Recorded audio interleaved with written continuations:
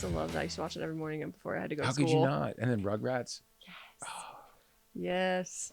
So good. Do, do, do, do, do, do. Saturday morning cartoons, man, just not the same anymore. I don't know. They got Bluey. I think they just blew us out of the water. I would say I just introduced him to Bluey. How excited are you watching. guys to be parents to watch Bluey? Have you gotten into it yet? I am. Yeah. Yeah. I think you've seen it without kids. No. We have not watched I mean, I'm watching it and she's there, but like I'm watching it. It's for you. I'm like, stop distracting me. This is a good episode. It's so good. Like, have you gotten to season 3? We just started season 3.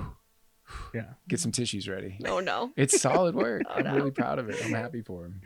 All right. That's how we start, right? Yeah, that's exactly how we're starting. We are leaving that all We're in. all Bluey's fans. Yeah. You can see us at the next Fan X all dressed up.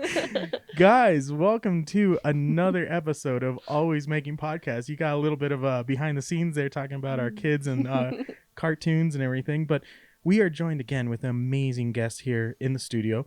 You are actually the first of its kind in the studio because everyone we've met and had here, we've met at a show. We've never met you before. I don't know. I've been to some DIYs. You know, maybe I saw you last year, the year before. Kind of but you are a local tattoo artist, Mason from the Hive SLC. Nailed it. There's more to it. I was trying to get it, but tattoo and aftercare. Tattoo and aftercare. No, it's fine. Yeah, no worries. I was trying. You're good. But we are going to get into a really cool conversation because you reached out to us about what you were doing for not just the tattoo community, but the artist community here in Salt Lake. And yeah, this is going to be a great episode. Before we do want to apologize, guys. We have a new dog, and if you do hear her upstairs a little bit, thunder. No, it's thunder. Listen, it's going crazy. The weather, it's nuts. Everything I can in my editing power to make sure we don't catch too much of her. But that's going on. And then like, subscribe, comment. Mason reached out through our social platforms because of what we're doing here for the community. He wanted to do share his story. So this is how this goes. You guys need to do the same thing. Comment, reach out, message us. If you guys know other local artists, old talented creators, makers, please, we want to hear their story. We Send them our get way into the conversation. Yeah. So that's housekeeping. We do want to preference right here at the beginning. You are here because a show is happening now. The day we release this episode, November 8th at the Urban Art Gallery in downtown Salt Lake. You can go see what is happening, why we have these Russian nesting dolls here. We're going to get into that conversation. But before we get deeper into it, I want to make sure you guys know Friday night, November 8th, when this releases, if you guys are listening to this on Friday, go check out the Urban Art Gallery. For the whole month, they're going to be having a bunch of cool tattoo art. But your whole project, your whole community, your whole... what would you classify it like? Well, let's get into a little bit of how this all came about. Like, for about 5 years now. Well, not for about 5 years. We've been doing this. I put this show together. It's called like my Tattoo Junior Project or my portfolio development. And as I've been doing it, I've been working with different galleries. And I was lucky enough to meet Jonathan from the Urban Arts Gallery or Utah Art Alliance. And he gave me a day at the gallery, and I was like, I'm gonna make this day work, you know. And for a lot of the artists that use my seminar, my portfolio building, just like we'll call it a seminar, I guess.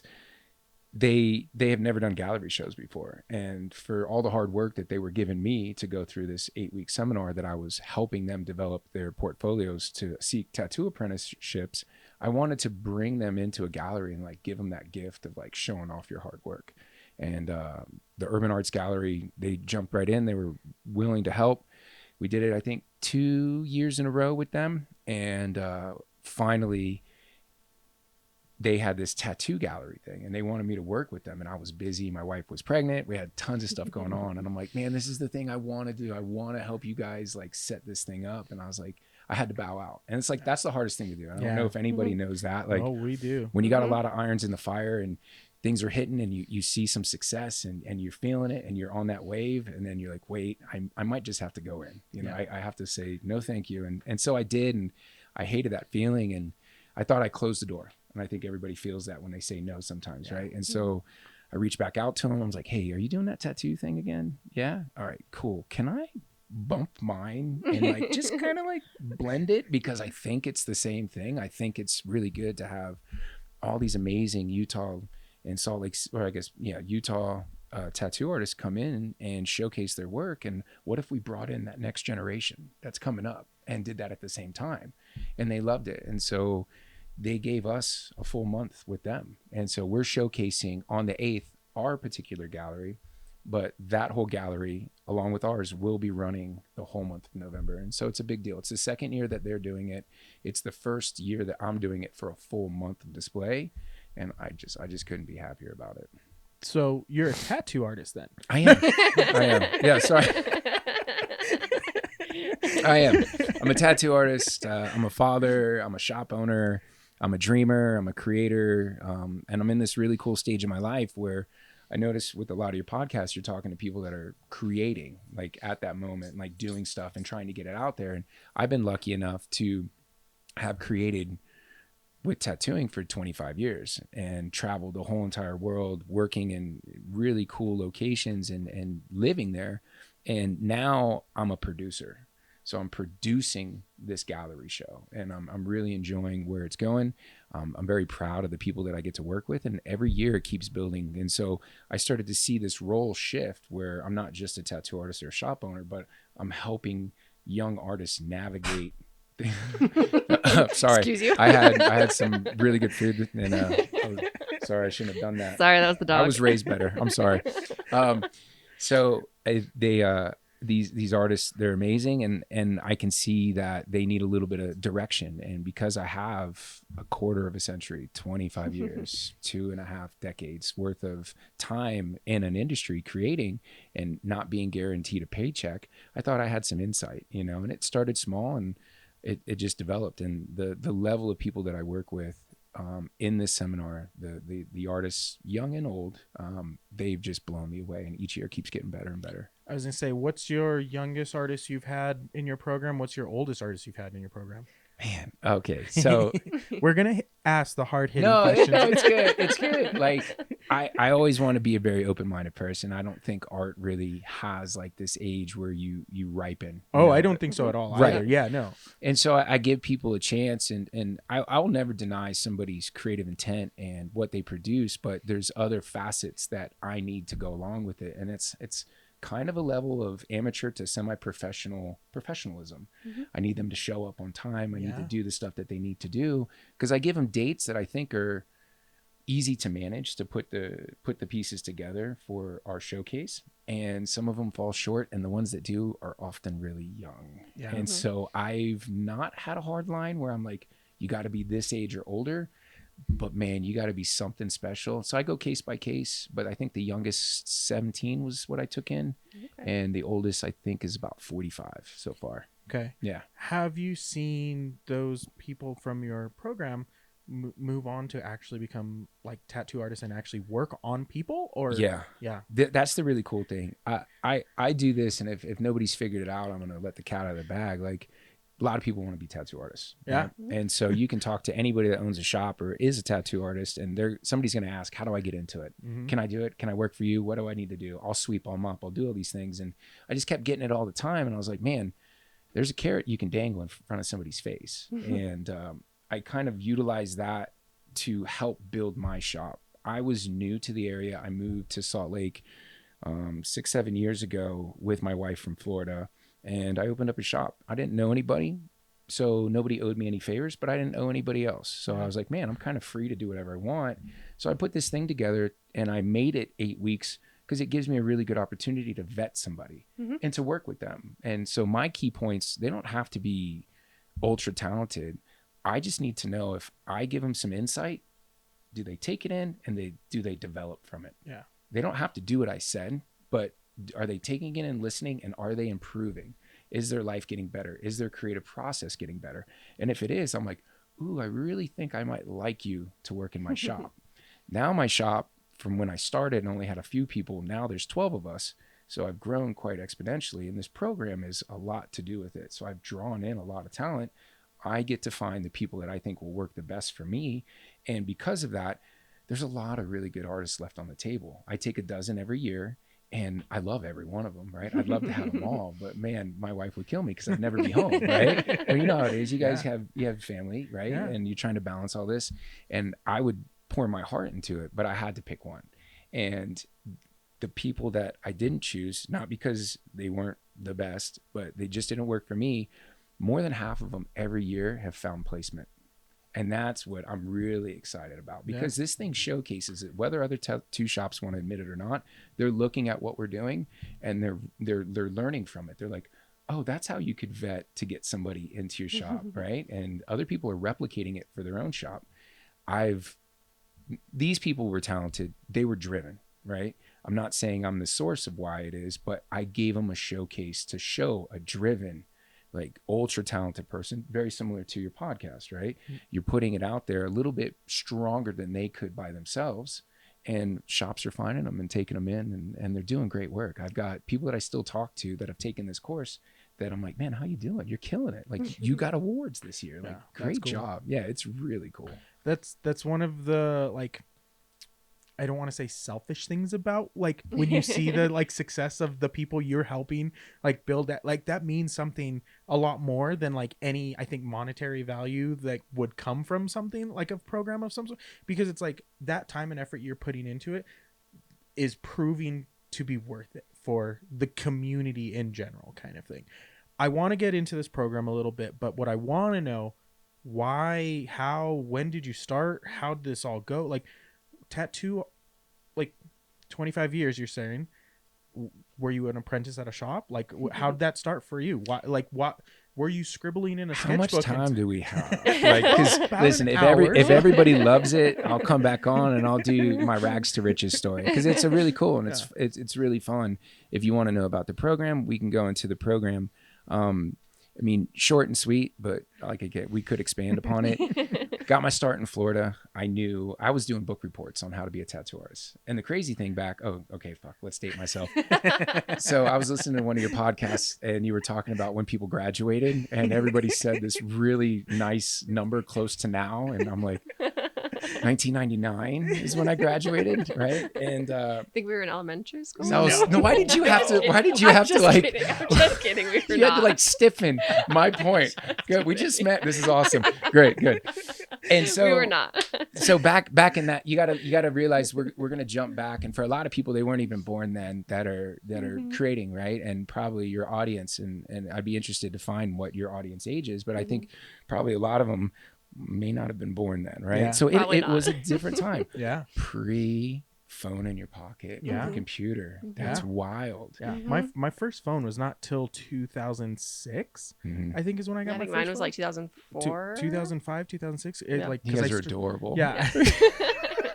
I started working at Best Buy and I was like, I can get a phone discount? No way. Yeah. So we had flip phones, and I was tattooing in a time when there wasn't even Google, right? Yeah. So we had books. We were collecting books.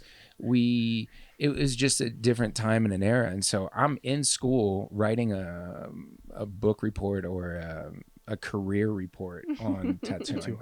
Like, I had to petition to get the teacher to let me do the research on it's like, that. That's not a career. It's like, right. No, they didn't think so. Yeah. And so I was like, oh, cool. Yeah. So she's like, you're going to have to talk to people in that field. And I go, yes. Now I have a reason to be underage to go into a tattoo shop and be like, I'm doing a book report and I want to talk to you. My teacher says you only make like 20 grand a year. And they go, I was like, oh, wait, there's more to this story? And they're like, yes. And they introduced me to this idea that tattooing was for pirates and hookers. You know what I mean? And I loved it. It was this lowbrow art form. Yeah. There wasn't a lot of people into it. I think I came right at the tail end when it was still kind of scary and starting to get artsy. Counterculture. Yeah. And it fit for me because I liked it. It was scary. I liked it because it was honestly real magic. Like, I'd never seen real magic. I knew that there was people doing tricks and they were making you look here and they're picking your pocket down here. You know what I mean? Yeah. And to me, tattooing is when you put it on the skin and you're pushing it around and it's not smearing off like a stamp, right? That's what we all grew up as kids, having these stamps and getting on our three-wheeler and thinking we were riding big Harleys, right? Or at least I was, right? I'm in Florida, so you guys got to just transition to that coast and that part of it all. So hopefully that helps explain me even more. That's probably saving us 20 minutes right there. But I fell in love with it. I knew I wanted to do it, and I just stayed on that course. And I had other wonderful jobs and wonderful opportunities. And, I wanted to be an animator at Pixar, and I wanted to do all that kind of stuff. And I even went in tattooing, and I've been in it for years. I even tried to go back to school to be an architect and do other things, but man, tattooing just dragged me back in and welcomed me back, and it felt real. And so I loved it. And I got my start in Florida, and I think about six to about 10 years in, I started traveling really heavy. And then I spent the next 10 years after that living abroad, from anywhere from Iceland to Australia, New Zealand, Hawaii. I've tattooed in Malta, Kenya, all through Australia, all through Europe. Yeah, I had a fantastic life. Throughout the United States, I've lived and tattooed in a bunch of different places too, but I enjoyed the culture of tattooing in these locations that I lived, because it was very different than the culture of tattooing in Florida. Yep. And the culture of tattooing in the United States. And so I got to learn all these really cool things and meet these great people. I wasn't just like staying for a tattoo convention and then getting out. I was living there for 6 months at a time, or for a year. Sometimes I shouldn't have been staying as long. I got kicked out of Switzerland. And so again, we'll save that for another part of the podcast. So traveling around the world has really allowed that experience to grow for you and get a lot more knowledge from that experience. How was the communal aspect of the rest of the world in the tattoo? Because what it does feel, and it might be a little different now, but when we saw the TV shows, when we saw the popularity, when we saw all tattooing, it felt like a dog eat dog. I don't want to take this surface is my territory. I'm like this, but in the rest of the world, when it comes to art, when it comes to culture, it feels very different than us here. With that, am I mislabeling some of that? No, I honestly think you guys could propose any kind of viewpoint, and you would find that in all the different places that I went. It just roll a 1d10, you know what I mean? And you could land on any one of the ones that you want. He's to a pick. nerd I was too, just gonna guys. say, oh snap, D&D. I dropped my nerdum right there for you. I'm in. Old school nerd. I used to do it when it was paper, and you guys got your podcast now. What is it called? Critical Role, Dimension 20. Shout out. Yeah, they're great. It was there was biker owned and run areas that you had to be a part of something, and they would allow you to tattoo. And I think we'll talk about US for a little bit. That was a very overarching viewpoint throughout the whole entire US. It was a great place to launder money. There was no money in tattooing. It was a great place to launder money. You had something else going on for the most part. This is way back before I got into it. And as the art started to get into it, we were like, oh man, there's great money in tattooing. We're artists. We're blind to the dirty side of life. You know what I mean? So we get into there, and then we're like, oh shit, this is weird. I gotta fight for my spot over here. People don't want me here. Why is this so hard? These guys are successful. What's going on? And so there was a lot of growth and learning from it. Being in a lot of different cultures, we'll take Iceland, for example. There was no tattoo culture when I started going there, none. And the person that put us onto it, and big love to Åsa and Linda that owned Reykjavik Inc. in Iceland. There were some other shops there, but they saw the vision. And Åsa, who owns the place, he was just like, I love tattoos. I love American culture.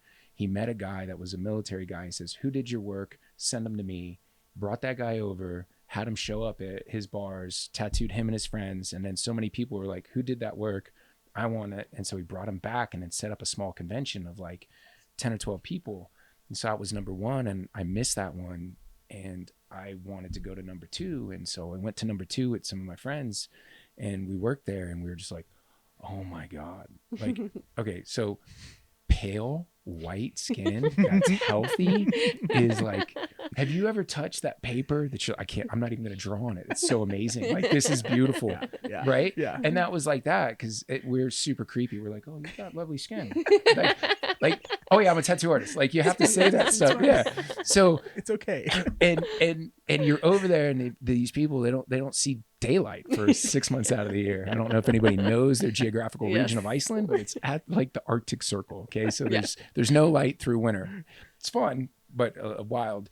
And so you're tattooing these people, and for me, it was awesome. I'm doing this amazing work. I've got this amazing canvases to work on. These people will sit forever. They've never seen this level of tattooing that the Americans are bringing them. And the whole place just flourished with tattooing. And there's no job restrictions where you can't have tattoos. Like everybody's got them. They're everywhere. And so it was just this like really supported time in an area that was like at the birth of tattoo. I felt like I was in the very beginning of tattooing, right? Tattooing had existed for hundreds of years in different locations and throughout, you know, America early into the military type. And so here I'm in the beginning of it. I'm like, oh, this is incredible. And then you go to Australia and it's the biker thing again. And you go to New Zealand and it's awesome, but there's no money in it, but you're doing it for the love. And so all these little places had all these different facets and relationships with tattooing. And so I got to fall in love in all these different ways that all these areas were showing me. And so yes, there was a closed group that wouldn't let you in. And yes, there was an embracing group that said, oh my God, please, like, come on, we love you. And I got to see all of that. So I don't think there is one way at all. The community aspect, like this is the thing I like, I guess, get on my soapbox about when we talk about on the podcast, because when you reached out, the reason we wanted you on is because of what you're doing for this project here with the community. Your experience, it sounds, and like the passion that you have for tattooing, and because you've been doing it for so long, sharing that knowledge and building this. Let's get into what these are here in front You've of us. You've got a fantastic segue. That was smooth as shit. He's so smooth. That's probably sometimes. you guys met. No, sometimes. give him his credit. That was amazing segue. I was like, damn. Shit was hot. That was great. Yes. I've been fortunate enough, and I live with this idea in my mind, and I hope other people do too, because it'll set a lot of good things in motion. I don't have a scarcity mindset. I live in a life of abundance. I know I do great things, and I know I do great things for good people. And so I wanted to share.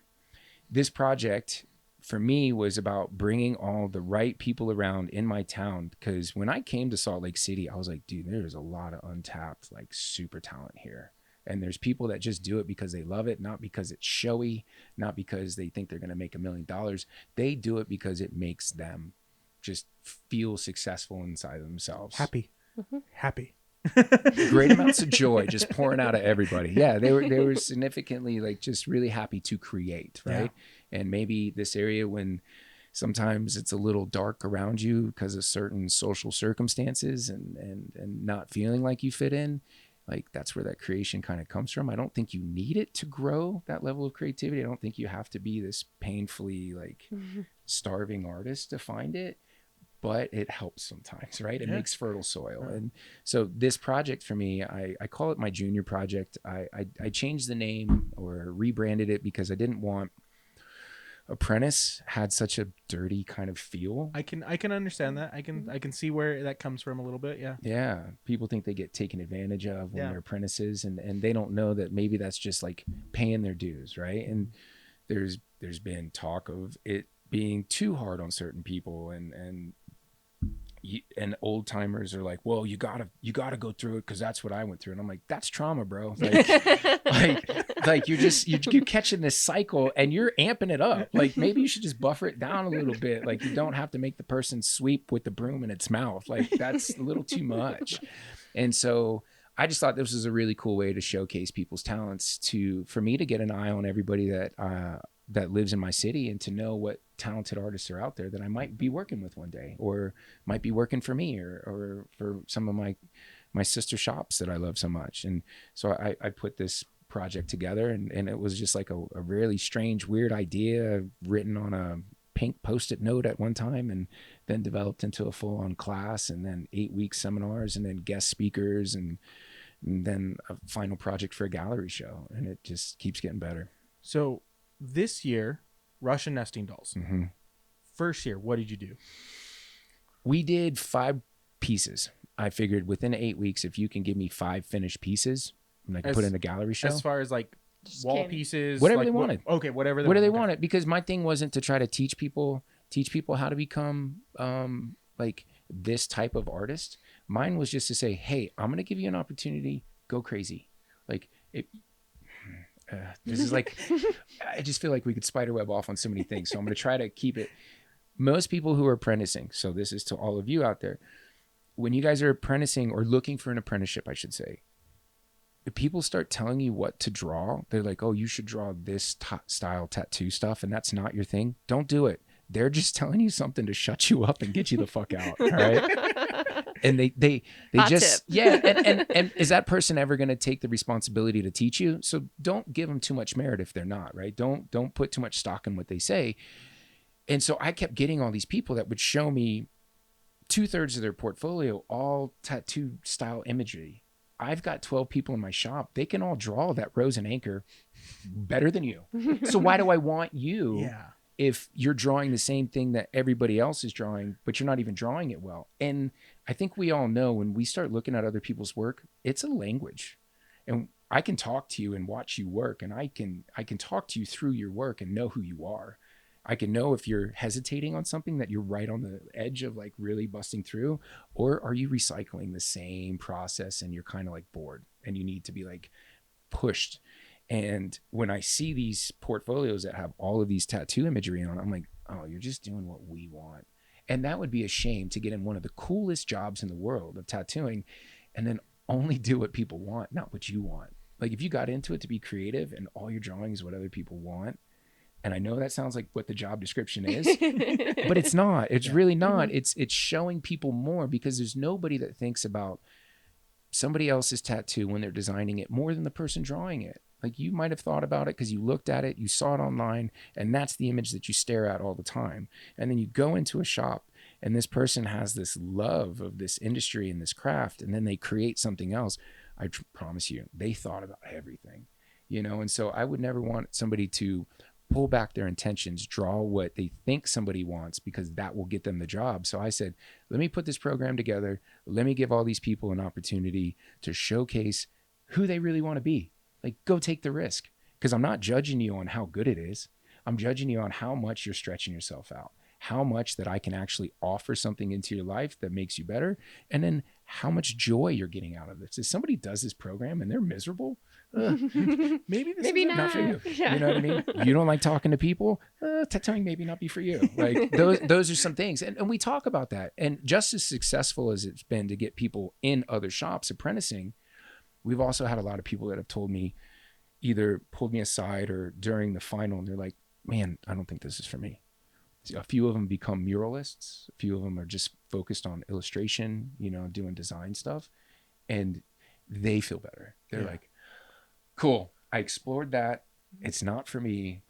I think I actually want to do the thing I started to do to begin with. Yeah. Right? Because I don't know. And so that's why I put this together, to let them show off. It's not for me. Now that I've been putting these things together and producing more, I enjoy the producer aspect. And I forgot to answer your question. 5 pieces is what the original was. And then I did a specialty piece, which is a water bottle. Okay. Because I needed something to be 3-dimensional that they could figure out how to make it wrap, how to make it curve. And then I did like a critic's choice. So I gave a $500 gift certificate for art supplies away to whoever won, because I didn't want it to be a competition overall. But I said, for those that like competition, here, do the water bottle thing. On the Tattoo Junior 2024 on Instagram, you can see past examples of the water bottles. So we did that. I liked it, but I'm an artist. I want to move on. I want to do something else. So we did these 12-inch Russian nesting dolls where there's 5 pieces. So I got these custom made from Russia. I worked on this for the better half of the year, like 6 months, negotiating, trying to get the cost really low, trying to get the right ones made, making sure I could get it in time. And I was really excited with the outcome of it. And so now I've given them, instead of 5 whatever pieces, it's these 5. If they want them to relate, great. If they want them to be their own individual pieces, it didn't matter to me. Do you want to be political? I don't care. You want to destroy them so they don't even look like Russian nesting dolls? I don't care.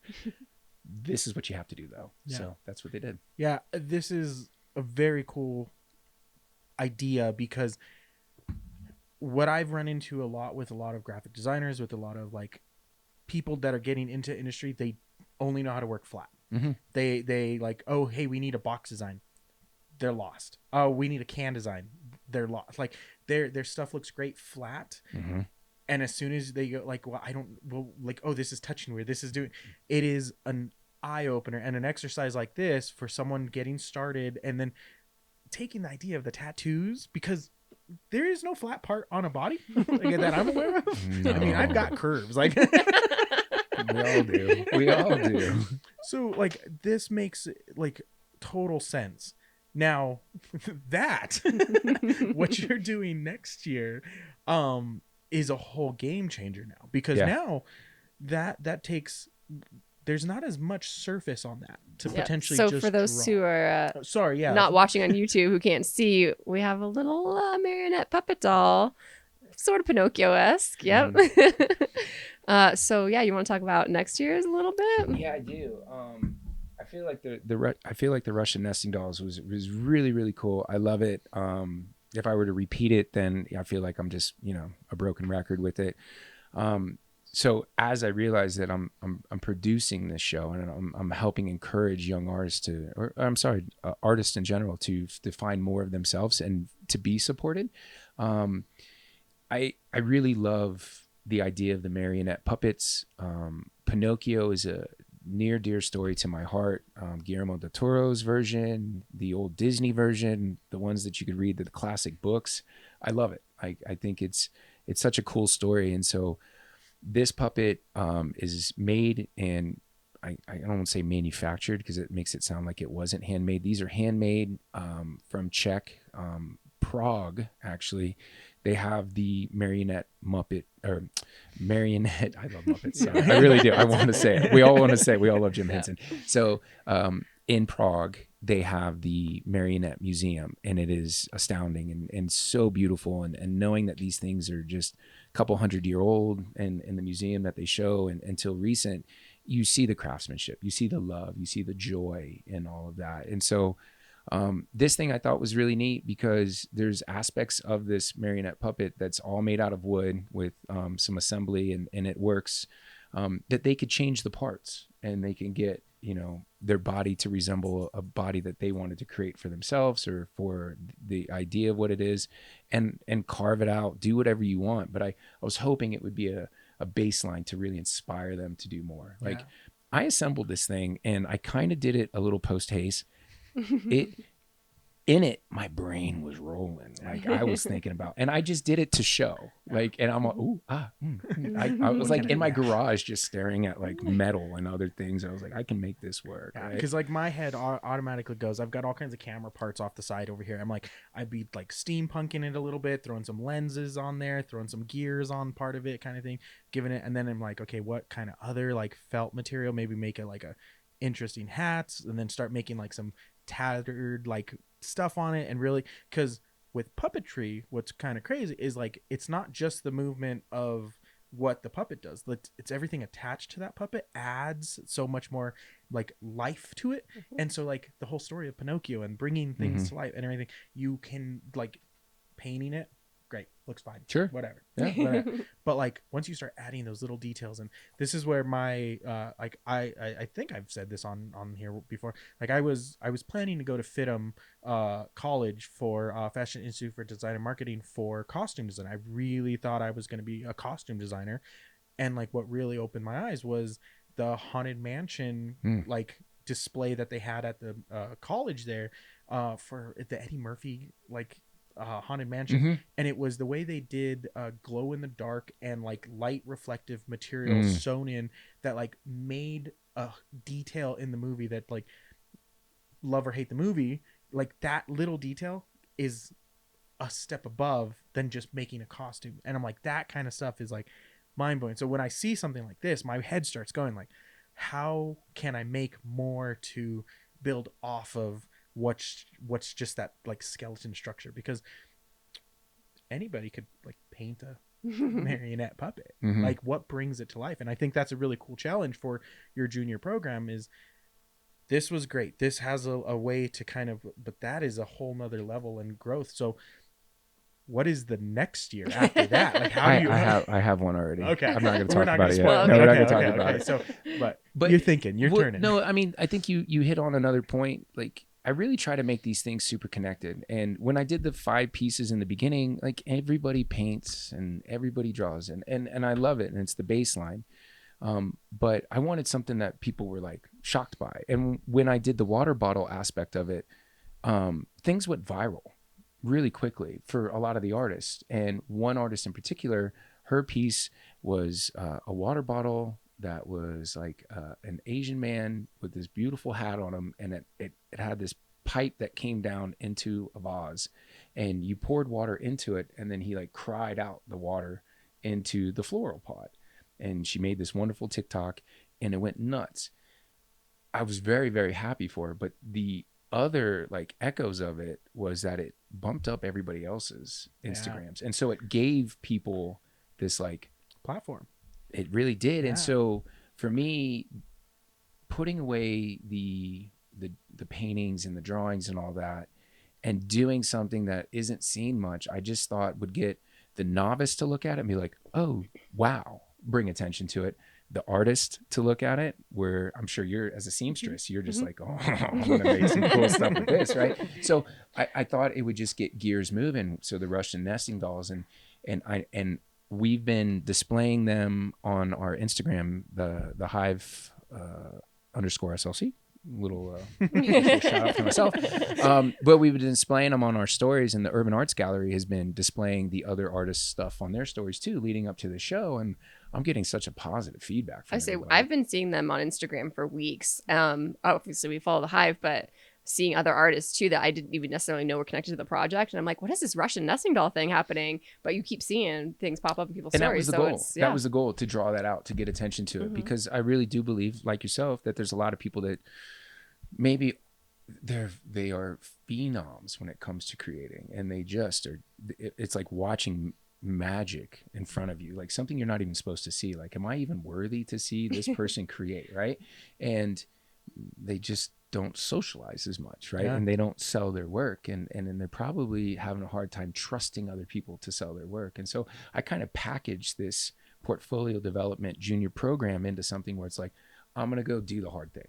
I'm going to show up and put myself out there on a podcast to talk about you guys. I'm going to go and talk to the Urban Arts Gallery to see if we can get more time in their doors so that more people can look at you. I've got a successful shop, and how can I use that platform to get more of these artists out there?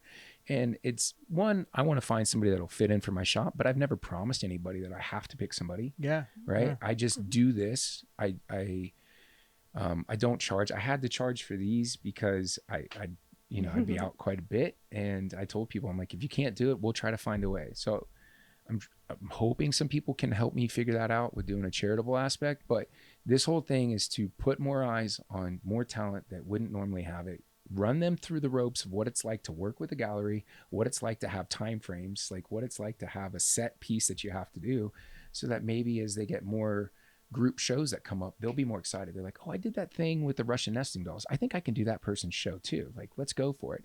So the marionette puppet is next year's endeavor, and I hope people really go nuts with it, because it's already inspired you guys. When you look at it, inspires me to think about other stuff. And so I'm hoping the artist gets inspired, the person looking on gets inspired, and just put more eyes on them, man. That's it. It's just that simple.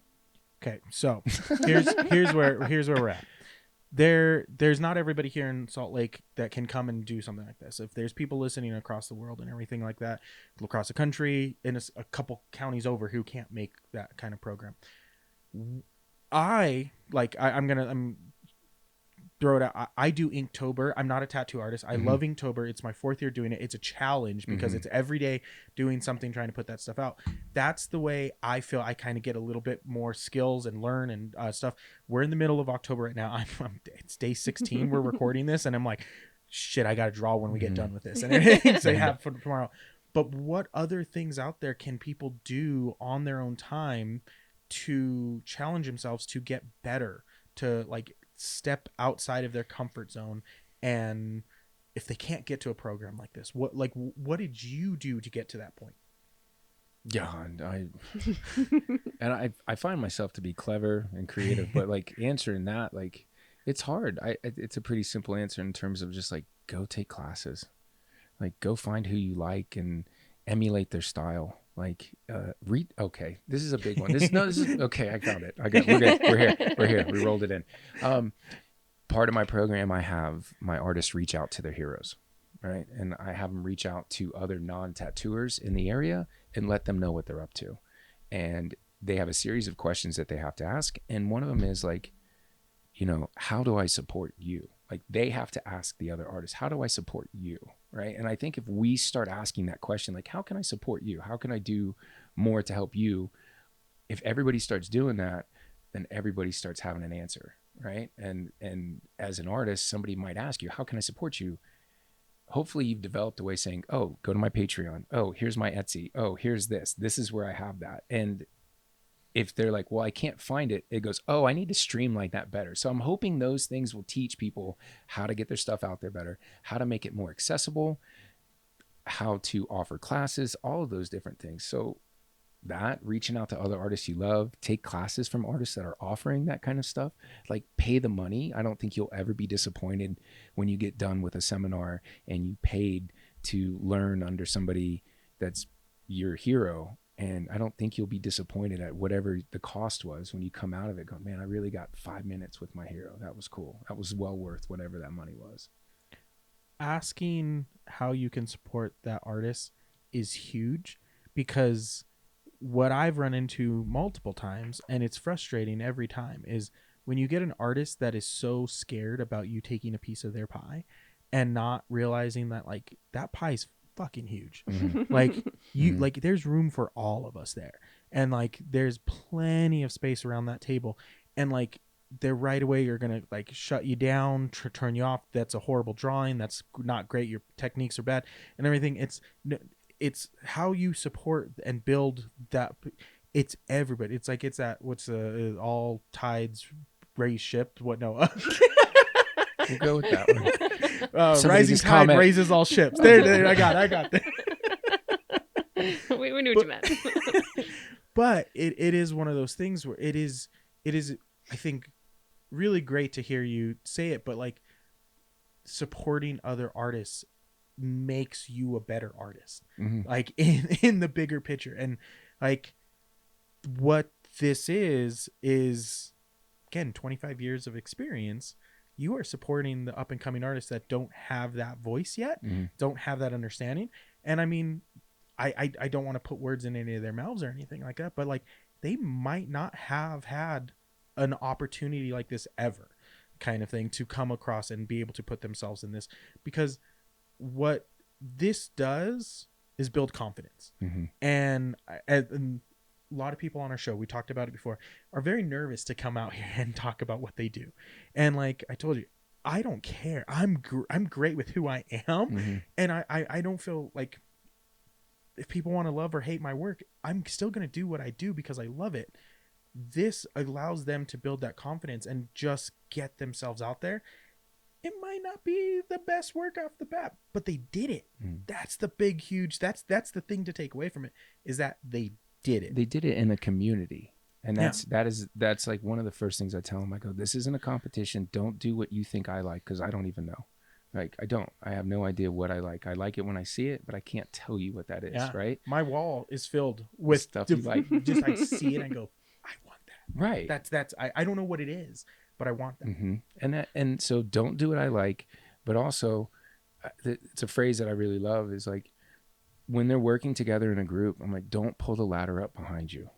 Okay. I want you to stand out, but I want you guys to all help one another and do that. And when you figure out how to help each other, but also make yourself shine without hurting one, like, it's a beautiful ripple effect, So that's like a big thing for me. Don't pull the ladder up behind you. And I've had such a wonderful, successful, prosperous life, very rich life with the art and the talent that I was given, that I just can't pull that ladder up behind me on anybody. But I do want to throw it back to you. How do you support, like your question originally to me, what are some ways that you would think that you could support artists and help them out that are not here, that can't come to your podcast, that can't go to these shows that you guys are a part of? No, that's not the right way to go about that. That's See how hard that was? Shit, man. Like, I'm on the other side of this. What the hell? This is my podcast. Don't ask me. All right, I'm fine. Sorry. No, like, so the biggest thing is don't be afraid to fail. That is the big thing. I think we talk about this on the show a few different times, is don't be afraid to fail. I've said this plenty of times. Like, I know money is not always the easiest thing to like give away, in a sense of like, I want to try something out, but like, don't need to go big off the bat. If you have $10 to try a supply and try something in a material, try it. Like, that $10 you'll get back in that time you spend with it. And the internet now, like, I know you grew up with no internet and everything. Like, thanks for pointing that out again. You're just throwing it right back at me. I see how this is going to go. I'm glad you're in the middle of us right now. Technically, we did too. Could you be a ref on? Hey, voice. But like, YouTube education is huge. We have learned crap tons of stuff. We have failed at crap tons of stuff. But I mean, it's literally my answer to everything. My mom's like, "How do you learn how to do that? How do you know how to do that?" I'm like, YouTube. YouTube. Yeah. Like, not everything's out there. You're gonna have to learn some things on your own. You take the time, but like, that is the thing. Like, if you don't have access to stuff like this, make that access. Like that. Like, don't take that as the thing that stops you. Like, there are resources at the fingertips on your phone that you can use very easily. Yeah, I was just gonna say. Sorry, my answer to that real quickly. It was just piggybacking off of what you said, is don't be afraid to reach out to people. Also, I mean, you reached out to us, we started a conversation, we were like, yeah, we love the sound of this, let's have you on our show. But like you said, people who couldn't be on our show can't come here. You can still reach out, send a DM, send an email, reach out to people, not just us, but anybody you see that you think, wow, they're doing something really amazing. Reach out to them, ask for advice, other people's story. Tell other people's story. So let's make believe for a minute. We do this, somebody listens to it that just can't get to where we're at, and they're around other tattoo artists or other artists, and then they hear about this program. Don't say, I wish I could be there. Don't say, I wish I could be there where Mason's at. I wish I could be there where these guys are at and on the podcast. Tell the story of how much you like it, and then try to figure out how to do it for yourself. It doesn't have to be the same as mine, as same as your guys's, but try, make up your own. Every piece of artwork you have, you wouldn't have drawn, but you love it, right? And so you loved what we did, appreciate it, and now go create your own thing. So I'm hoping other tattoo shops hear about this and they go, wait, so what you're telling me is you get to look at about a dozen people for about 8 weeks to find out who you like, and all of them are really good, and then they might work for you, or what? Really? That sounds fucking great. Like, I steal it, please steal it, right? And that's why I do it. I do it for free because I think that should be the baseline for it. I really don't want to charge people, and because of circumstances I did, but we had individual conversations with everybody. But doing it for free, putting it out there, being consistent with it allows me to develop and grow with it. It allowed me to get into these bigger shows and hopefully take it to bigger areas. So go back home, tell somebody about it, and then try to develop on your own, and then reach out to us. You hit a really, really key thing that a lot of people miss, is consistency. That is a thing that is, people don't see success in the first couple tries. They kind of like, okay, it's over. No, it's like, keep that going, keep the consistency. The reason I like going back to Inktober is I know a lot of people who try it for 5 days and they're out. I have forced myself to like get better and faster, and like, yeah, sometimes like make some like corners, cut them a little bit, and go like, okay, well, this one's gonna work. I'm vulnerable, put myself into a position, put it out there, and I do 31 days. I'm like, this year, I'm like, I'm not going to do 31 days. I've got a kid, I've got a dog, I've got a podcast, I've got a job, I've got all shows, I'm like, no, I have to do 31 days, because if I don't, I'm going to be pissed at myself for not doing it, kind of thing. But the consistency is key with what you're doing. Is that this is 5 years now.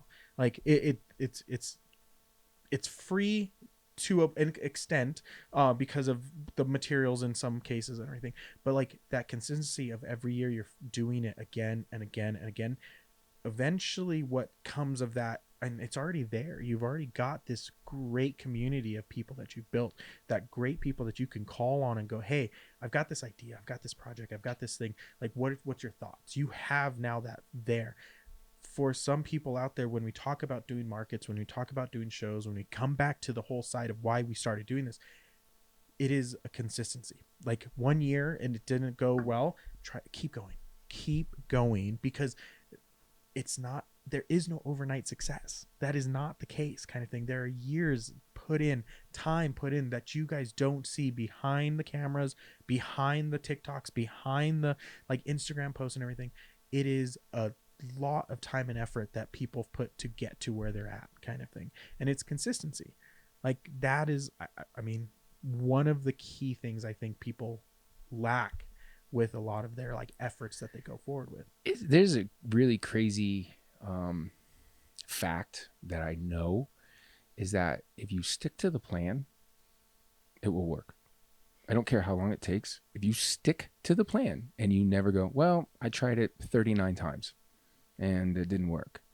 Interesting story. Do you guys know what WD-40 stands for? Oh shit, I do. Fuck. You want to pause and then look on your phone and click back in? Oh yeah, hold on. It was this. No. To the best of my knowledge, WD-40 is water deterrent after the 40th try. Okay, it's the same thing with ketchup. Mm-hmm. Ketchup is the same thing. Why it's Heinz. 57.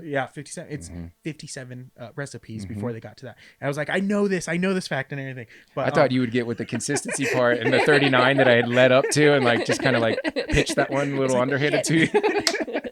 Yeah, it's that consistency. They didn't stop, and they made one of the world's like best aerosol rust inhibitor, water deterrent, lubricant, like whatever you want to use it for. I'm sure there's better ones now, but WD-40 was it. Yeah. It was a thing, and they didn't stop. And there's numerous things like that. So if anybody's out there and they're on that 39th try and they're just like ready to fold up, just keep going. Ask yourself, what was the first reason you did it? You know, was it to be successful at it, or because you wanted to figure it out? You wanted to figure it out. Don't stop figuring it out. And I think that's why most of us that are artists, we're not done after one try. We're not done after just trying it once and seeing if it'll work. We're like, I can do that better. Like people think it's self-loathing or like self-hatred or imposter syndrome. No, it's just this critical self-edit of like, I can do better. And for me, there was a stint that I did nothing but black and gray realism and portraits. And I would do great things with it. I won many awards. I was always busy at a time where a lot of people weren't doing full color realism. Like black and gray realism was really difficult. And man, every time I got done, a few people in the shop would just be like, yo, you killed it. I'm like, I hate it. Like there's like 20 minutes when I'm shaking the person's hand, giving them a hug, be like, thank you so much for this. And they're like, I can't believe you memorialized this person. I love it. Every day I'm going to be so happy. And I'm like, cool, don't get divorced. No.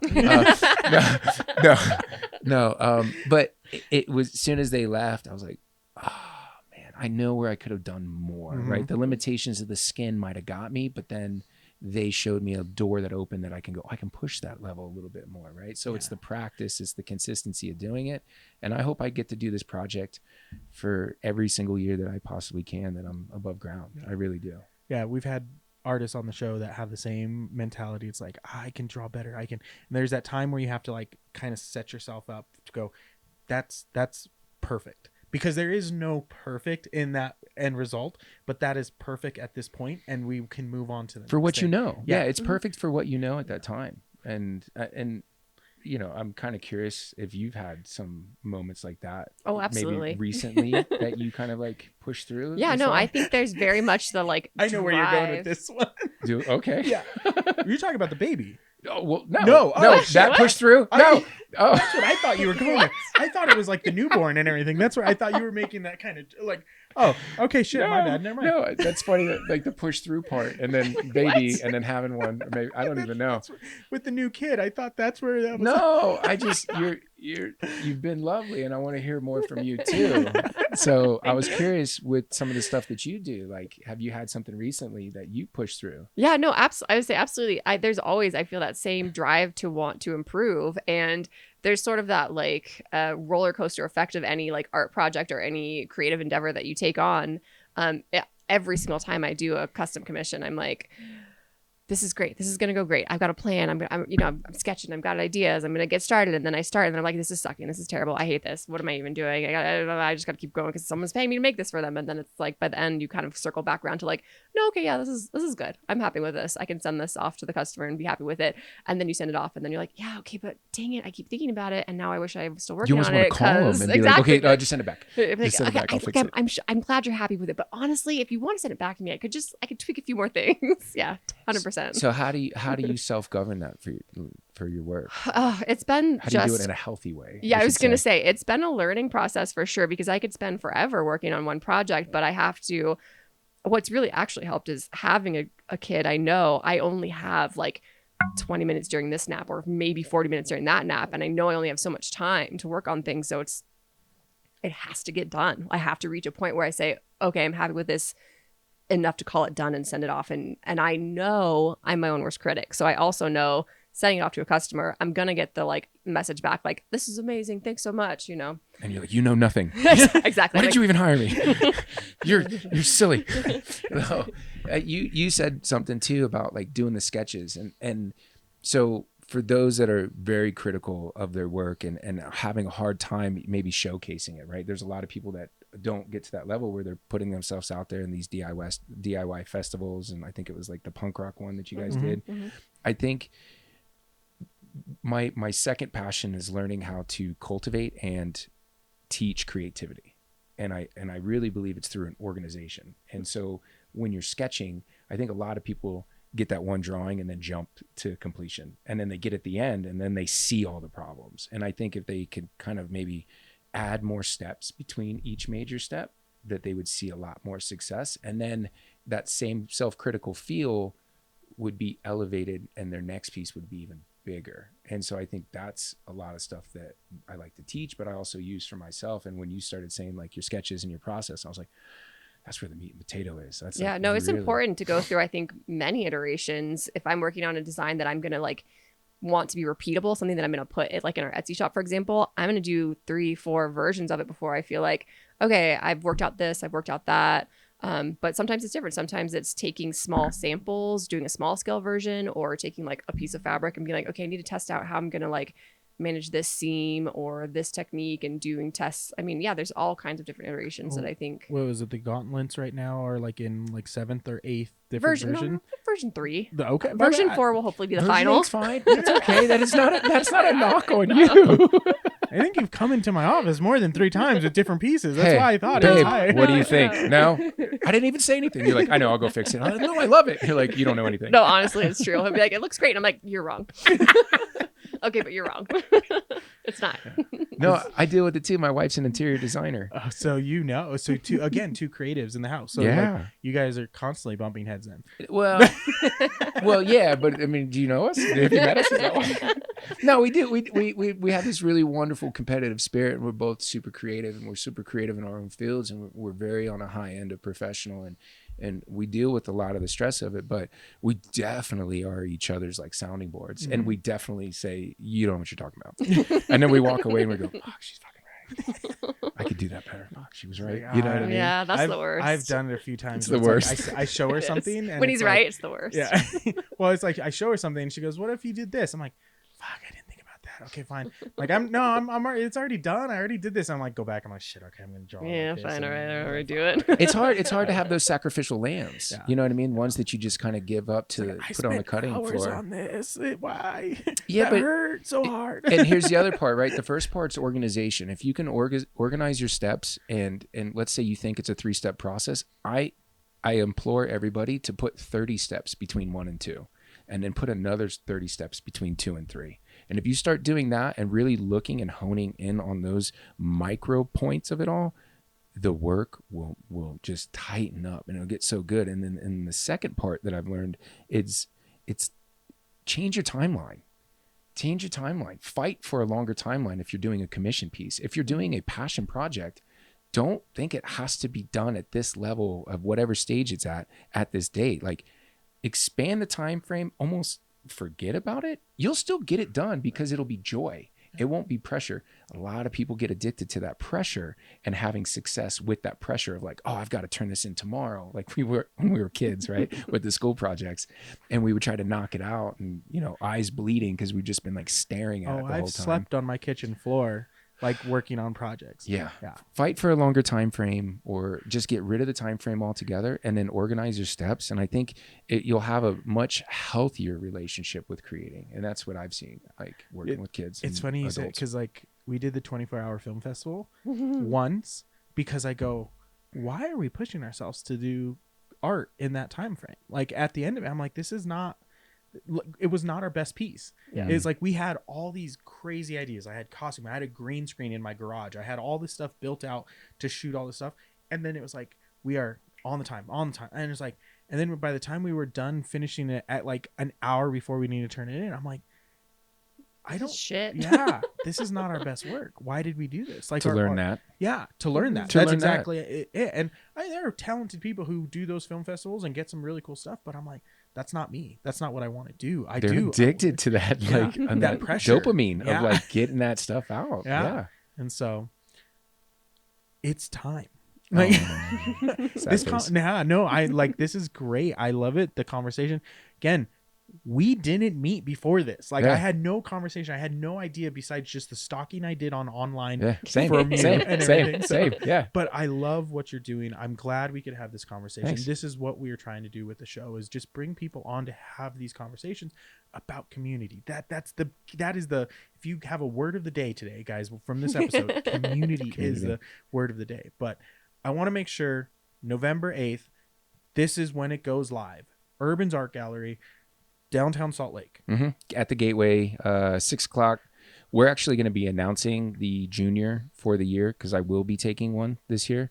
I don't even know who it is yet, and we're 7 weeks in. You said that like you knew who it was, and if they're listening, I get it asked all the time. And I tell everybody, I'm like, I don't know until the gallery night. I really don't. I have a few key people that I watch and I look at, but I don't.